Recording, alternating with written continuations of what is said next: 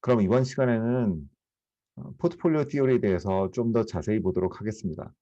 크게 두 가지 토픽을 다룰 예정인데요. 첫 번째는 베타 리프레젠테이션입니다. 여기서는 기대 수익률이 그 주식의 베타로 표현된다는 내용이고요. 두 번째는 민 베리언스 프론티어로서 모던 포트폴리오 띠오리의 근간을 이루고 있는 내용이죠.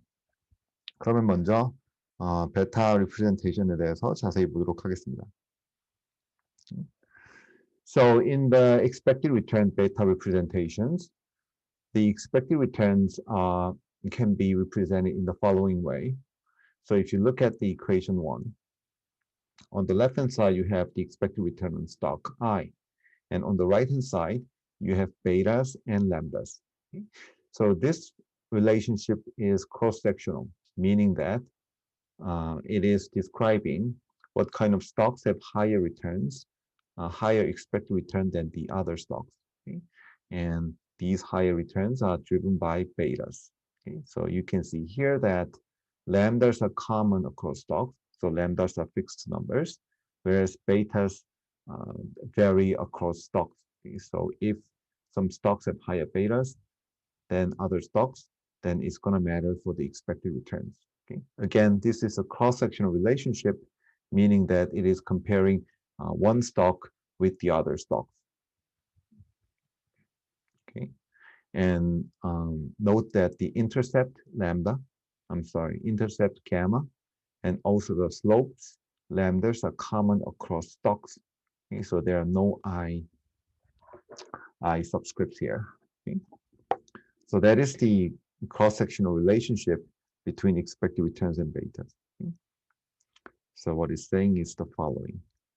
Expected return on a stock I is determined by betas. Okay. In other words, lambda and gamma do not vary across stocks. Now, the next relationship is the time series relationship. Here, we are fixing the stock. Okay, so here we fix I. Okay, so fix I and look at how the stock return co-moves with the factor returns. Okay, so this is called a time series regression because it is run for each security I using all time observations. Again, this regression is run for each stock. Okay? And factors F are proxies for the stochastic discount factors. This can be either consumption growth or return on the market portfolio. So F represents something that investors care. And note also that this is not a predictive regressions, meaning that returns and factors are all measured at time t. Okay? So it doesn't say about the future stock returns, but it says about how current stock returns covariates with current factor realization. 자, 이 두 가지 릴레이션십을 보면요. 첫 번째는 cross-sectional relationship이에요. 한국말로 하면 보통 얘기하는 횡단면적 관계를 얘기하는 것이죠. 즉, 두 개의 다른 주식을 비교하는 겁니다. 주식 I와 J의 서로 다른 기대 수익률이 어떻게 베타에 의해서 결정되는지 보는 것이고요. 이런 뜻에서 이 relationship은 cross-sectional relationship, 즉 횡단면적인 관계를 의미합니다. 두 번째, 여기 2번 식에 있는 이퀘이션은요. time series relationship입니다.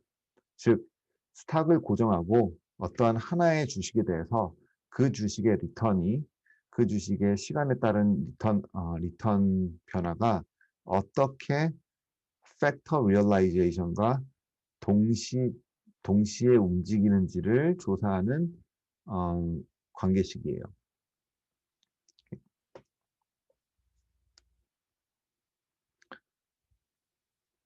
Okay, so in sum, the expected beta relationship in the previous equation 1 describes the cross-sectional variation in average returns. In other words, it is across I, not across T. 자, 무슨 말이냐면요. 앞에서 나온 cross-sectional relationship은 서로 다른 주식에 대한 이야기입니다. 즉, 그 어떤 주식이 어떤 식으로 시간에 따라서 수익률이 변하는지가 아니라 하나의 주식과 다른 주식의 기대 수익률이 어떻게 다른지, 즉 서로 다른 주식을 비교하는 수식이에요. So what it says is that assets with high betas should get high average returns than assets with low betas in the cross-section. 즉, 베타가 높은 주식이 베타가 낮은 주식에 비해서 어떻게 기대 수익률이 다른지 나타내는 수식입니다. Therefore, the betas are the explanatory variables. It differs across assets. 따라서 기대 수익률을 정하는 변수는 베타라는 것이에요. 다른 어떠한 캐릭터리스틱도 아니라 다른 어떠한 주식의 특징도 아니라 오직 베타만이 주식의 크로스 섹셔널한 릴레이션십을 설명해 준다는 것이에요. 삼성전자가 LG전자보다 주가가 예상 수익률이 높거나 낮은 이유는 삼성전자의 베타에 의해서 결정된다는 것입니다. In contrast, gamma and lambdas are common for all assets in the cross-sectional relationship. 따라서 감마나 람다는 cross-sectional expectation return을 결정해주는 인자가 되지를 못해요. 왜냐하면 감마나 람다는 다 동일하거든요. 주식들에 따라서 각각의 주식에 대해서 다 동일한 숫자입니다. So graphically, we can actually represent it. In other words, you can even write it as, draw it as. So on the y-axis, we have the expected return. And on the x-axis, you have beta I. So beta i's are different across stocks. So you can plot different stocks here. So for example, there is stock A, B, C, D, E, and F. And their relationship is driven by betas. Okay, and this intercept term here is gamma, and the slope is lambda. Okay, so the gamma and lambda intercept and slope are common across stocks.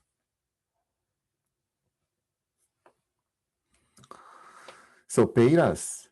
So beta of stock I with respect to factor A is the amount of exposure, amount of risk of exposure of asset I to factor A. And lambda A is the price of such risk exposure. In other words, for each unit of exposure beta to risk factor F, meaning that beta measures the amount of risk that the stock has with respect to risk A. And if the stock has this beta amounts of risk, then the market should provide investors with an expected return premium lambda A. Okay, so lambda A times beta A is the total risk compensation for holding for the stock. 따라서 베타라는 게 어떤 스탁의 팩터 리스크에 대한 익스포저를 말하는 거예요. 즉 베타가 높은 주식이면 팩터 A에 대한 리스크가 높은 주식이고 반대로 베타가 낮으면 팩터 리스크가 낮은 주식입니다. 그리고 람다는 이러한 리스크에 대한 단위 유닛에 대한 컴펜세이션을 얘기하는 거예요. 즉 베타가 높으면 높을수록 그 높은 베타의 양만큼 람다만큼 기대 수익률이 더 더해져야 되는 겁니다. Assets must give investors higher average returns, in other words, lower prices, if they pay off well in times that are already good. In other words, what's the meaning of high average returns? High average return means that, in other words, current prices are low. And the asset is going to pay off poorly in times that are already bad, measured by factors. 자, 무슨 말이냐면요. 자, 어떤 에셋이 있는데 이 에셋이 베타가 높다고 해봅시다. 베타가 높은 경우에 그리고 이 베타가 매저하는 리스크가 시스테매틱 리스크일 때 어떤 경우가 생기냐면요. 베타가 높은 경우가 만약에 good state of the world라 그러면 F가 그 팩터가 높은 경우가 만약에 good state of the world라 그러면 positive 베타인 스탁은 good state of the world의 리턴이 높은 스탁이죠. 반대로 bad state of the world의 리턴이 낮은 스탁입니다. 이런 주식들은 기대 수익률이 높아야 돼요. 왜냐하면 인베스터들이 이런 주식을 들고 있는 것에 대한 컴펜세이션을 원하기 때문이죠. Now, to estimate lambda and gamma, normally you will run the following cross-sectional regressions. Okay. In other words, obtain betas for each stock. Okay. So suppose you have 500 different stocks, you will estimate 500 different betas for each of the stocks. And then you run the regression of expected returns on each of these stocks on the betas. Okay? And the null hypothesis of the pricing model is that the pricing error alpha, the alpha is the pricing error. This should be 0 if the beta pricing model is right. Okay? 자, 무슨 말이냐면요. 이 크로스-섹셔널 릴레이션십을 어떻게 테스트하냐면요. 먼저 각각 주식에 대한 베타를 타임 시리즈 리그레션을 통해서 구해줍니다. 그리고 이렇게 구해준 베타를 설명 변수로 해서 좌변 다시 크로스 섹셔널 리그레션을 돌려주는데요. 이 리그레션을 돌려줄 때 좌변에는 각 주식의 기대 수익률, 보통은 평균 수익률이 되겠죠. historical average. 이것을 좌변에 넣고 우변에는 각 주식의 베타가 설명 변수죠. 베타를 넣고 이 크로스 섹셔널 리그레션을 이제 에스티메이트 하게 됩니다. 그때 에스티메이트 하게 된 이후에 나오는 프라이싱 에러 알파 i가 0이 돼야 되고요. 그것이 바로 이 베타 프라이싱 모델이 성립하는지 안 성립하지 않는지에 대한 테스트가 되게 됩니다. And the next important lesson you have to know here is the following. The beta pricing model says that what matters for the pricing of asset, in other words, expected return, is only betas. All the other characteristics, for example, book to market ratio, PE ratios, momentum, size, profitability, investment, and so on and so forth, shouldn't matter at all. It is only the betas of the stock returns with respect to some factors that matters. 자, 또 다른 중요한 베타 프라이싱 모델의 의미는 이것입니다. 즉, 베타 프라이싱 모델에 따르면 어떤 주식의 기대 수익률을 정하는 단 하나의 요인은 베타밖에 없는 것이에요. 다른 어떠한 팩터들, 다른 어떠한 요인들, 캐릭터리스틱이라고 그러죠. 주식의 특징들은 전혀 그 주식의 기대 수익률에 영향을 미쳐서는 안 됩니다. 그러면 어떠한 캐릭터리스틱이 있을까요? 예를 들어서 모멘텀이라든지 과거 수익률, 사이즈, 아니면 PE 레이쇼와 같은 뭐 profitability라든지 뭐 수익률이죠. 다른 어떠한 캐릭터리스틱들도 주식의 기대 수익률에는 전혀 영향을 미치지 않아야 돼요. 다른 말로 하면 베타가 단 하나의 pricing factor 아니면 sufficient statistic이라는 겁니다.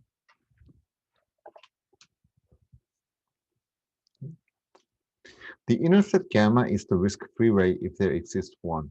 And the reason is that the pricing model, the beta pricing model should hold for any assets in the market.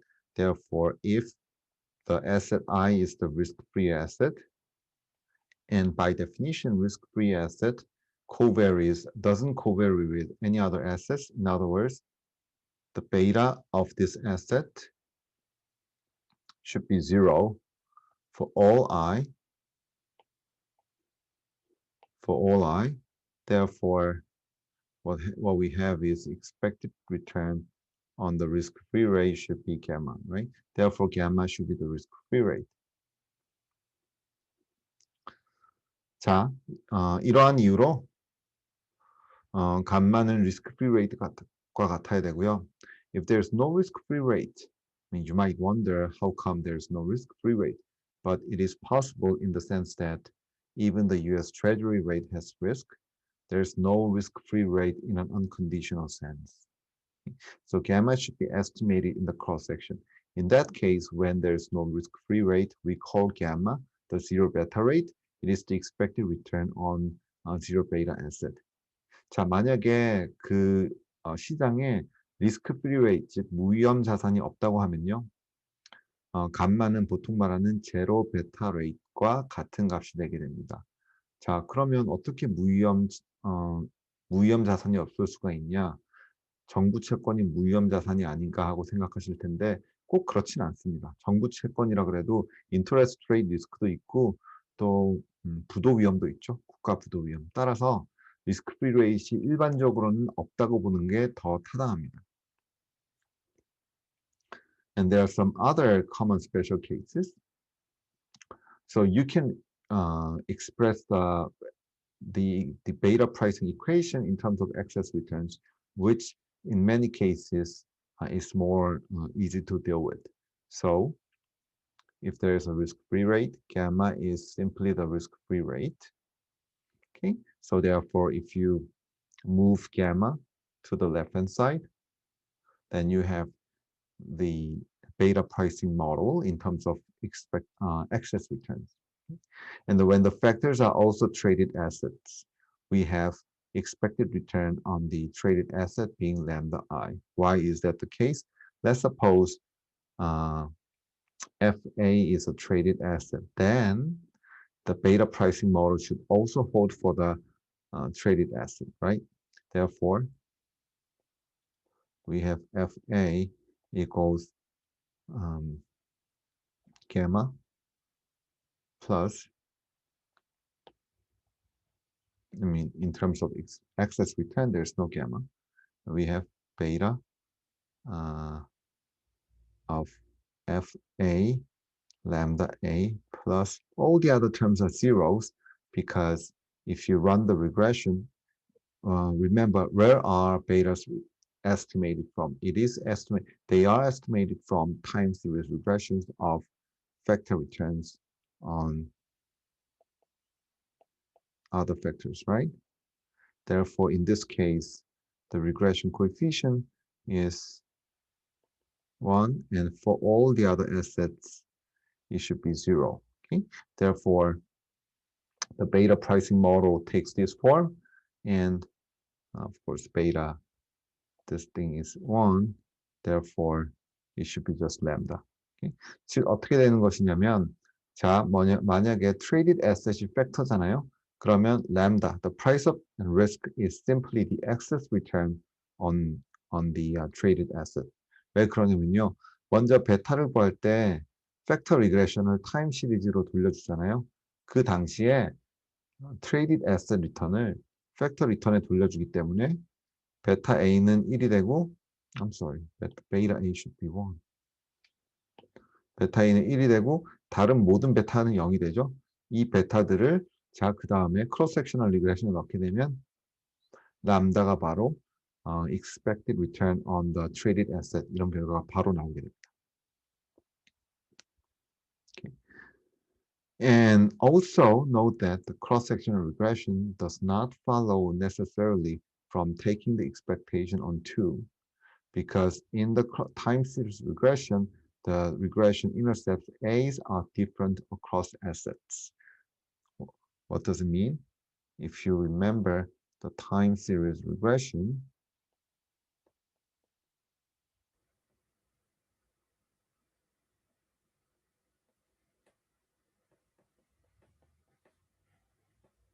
let's suppose there are two factors, okay?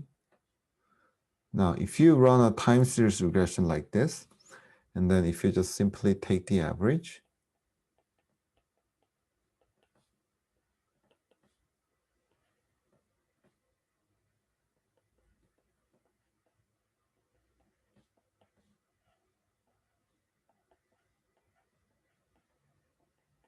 okay? This is not the same expected cross-section. This is not the same equation as 1. The reason is that this is not the same as gamma. Okay? 즉, 앞에 있던 cross-sectional regression에 cross-sectional regression이 그 time series regression 2번 equation이죠. 거기에 그냥 expectation 기호를 취해준다고 해서 cross-sectional regression이 나오는 건 아니에요. When factors are also traded assets, in other words, returns, however, you can take the expectations on the time series regression to get the cross-sectional regression. And when factors are excess returns, the time series intercepts should be all zeros. That is also very important restriction on the time series regression.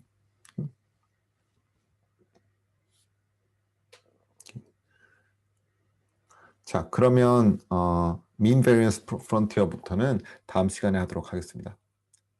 We will continue on mean variance frontier in the next video.